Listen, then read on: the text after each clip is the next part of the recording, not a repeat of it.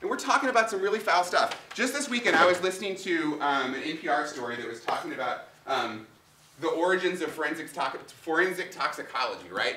And they said that forensic toxicology came about because people were poisoning people using arsenic.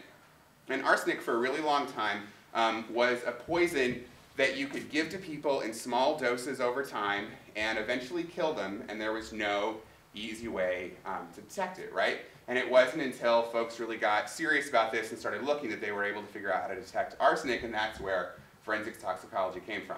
Well, you know, guess what one of the big untreatable elements of the water that comes back up out of the ground from natural gas drilling is? It's arsenic. It's naturally occurring in the earth around the state. So the way this works is you jam the water in so tightly that it's able to shatter rock and break it up, right? So what's going to happen when you take the lid off of that? Yeah, the water's going to shoot back out, right? You guys are so shy. Most groups of environmentalists I talk to are yelling these things out and are very, like, exercise about things. It's cool, you know, whatever. If you're quiet, it's fine. But the water comes shooting back out, and they stick it in this pit over here again. Well, in most cases, they stick it in this pit, right? And this is another, just a little side point. There's one shale well in Dimmock on Carter Road, I've seen it, where they actually don't have one of these frac pits. It's a closed system, so no water is ever exposed to air. It gets jammed into the ground from one truck, comes back up into the ground into waste trucks. There's never this open air pit there. So that's better. Why don't they do that everywhere? I don't know if that would cost money. That's why they don't do it everywhere, but that's one of the things we could require. Anyway, the water comes shooting back out. It's very dirty. It's very nasty. And there's no particular way to treat it now. And the only way that we treat wastewater in this state, at the moment, the only working systems that we have going are just dilution systems. So put the water into great big tanks, great big ponds, wait for it to rain, and release it into the water supply, right?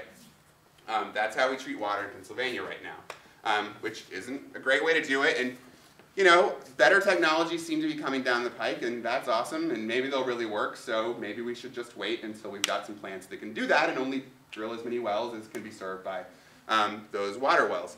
So, okay, so the fracking, we've dealt with the hole in the ground. Do folks know, does anyone know the name of the company that worked out, that solved this problem for us?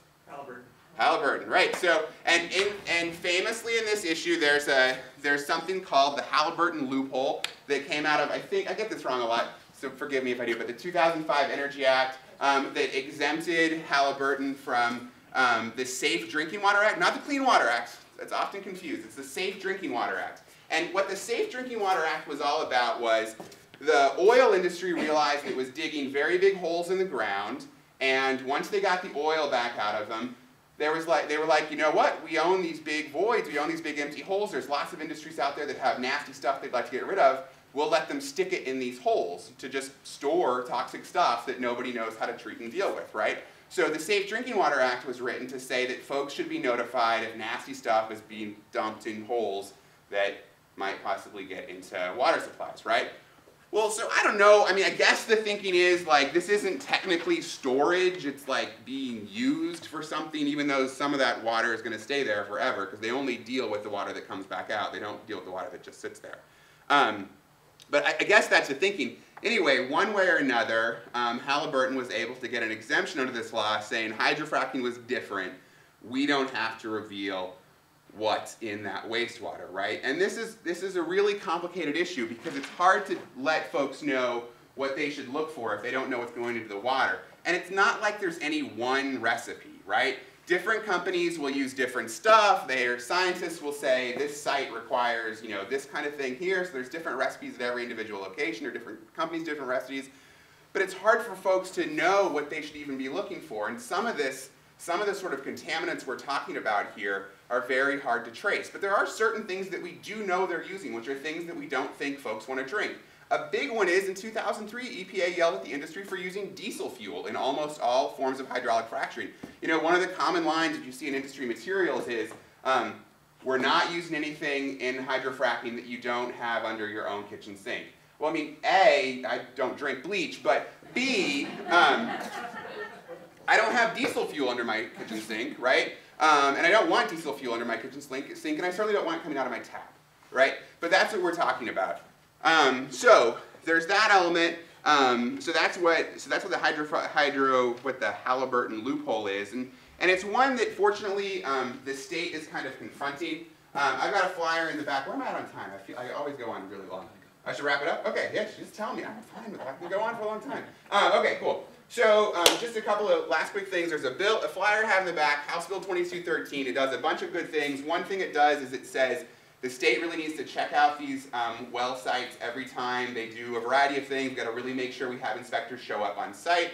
So that's really cool. But another thing is it has a chemical right to know clause. It says, well, maybe the federal government doesn't think everyone in the U.S. Needs to know what's going in the ground behind their homes, but we think the folks in Pennsylvania should. And so they're requiring the industry to say what they're sticking in the ground. The last thing that I would just highlight is just a really important issue. Is the only way we're going to have enough resources to watch this industry is if we pass a severance tax. And the position of my organization and some organizations that I work with is really, you know, the first priority of a severance tax, and there's more than enough money to be made here to make sure this is done well, needs to be towards environmental enforcement. So we need to hire enough eco-cops to make sure we're able to get to these sites multiple times over the course of the life of a well. Every time a well is sited, every time it's drilled, every time it's cemented, every time it's stimulated, and every time you close it back up. One other thing that House Bill 2213 does that's just worth knowing about is that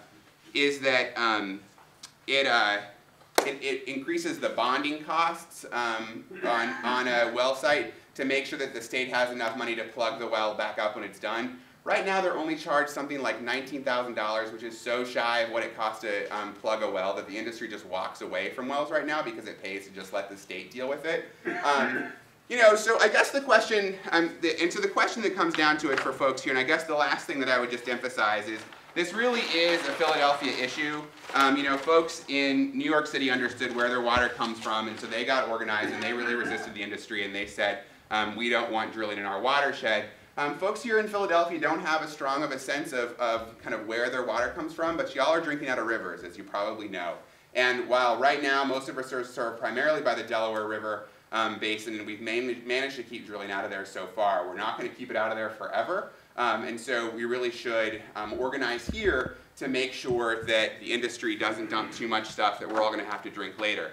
And if you think just, you know, working with the industry is going to be fine and you know, they're good neighbors and they care about giving you jobs and economic development, think again. One of my favorite video stories that you should have a look, one of my favorite video clips that you should have a look at, that you can easily find online, is in Ohio. I think it was Team Chesapeake that this is about, but I'm not 100% sure about that. Don't quote me on it. But it was in Ohio, outside of a housing development. There's a number of big cities where drilling is actually taking place in the city. Fort Worth is one. Cincinnati's another. Right outside of a big apartment building, there was a gas rig, and there was concern that a leak had gotten into a building and that the building might blow up. Some buildings have already blown up in Cincinnati, so that was a legitimate concern. So reporters got on the scene, and they saw the teams checking it out, and things turned out to be fine.